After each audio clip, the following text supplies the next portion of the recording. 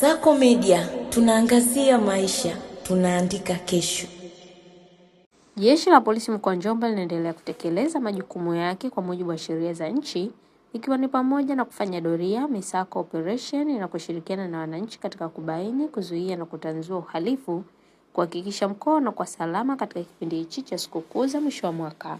Aidha, kuna tukio la vifo vya watu watatu limetokea usiku wa kuamkia tarehe 29 mwezi wa 12 2025 katika kijiji cha Kifumbe kata ya Mahongole tarafa Makambako mkoani Njombe. Waliofariki ni Meshaki Elio Chagavalia mwenye umri wa miaka 23, mke wake aitwa Elizabeth Lukelo Msigo mwenye umri wa miaka 25 na mtoto mdogo wa kambo kwa huyo mwanaume aitwa Isara Daudi Msuluji wa miaka 2. Chanzo cha vifo hivyo kulingana na uchunguzi wa awali ni ujumbe uliopatikana kwenye simu ya huyo mwanaume yani marehemu alomtumia baba yake akimwomba msamaha kuwa aliamua kumwekea sumu kwenye chakula mke wake baada ya kuhisi kuwa mke huyo amemwekea sumu kwenye chakula hivyo akamuwahi.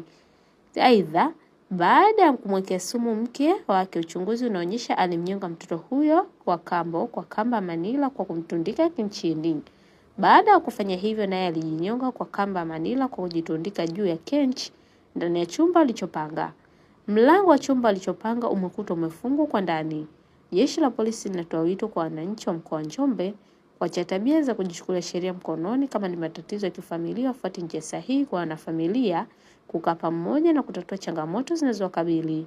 Nikusihi mtazamaji wa Kasako Media, kwa update zaidi unaweza kutufuatilia kupitia mitandao yetu mbalimbali ya kijamii ambapo Instagram na Facebook ni Kasako Media.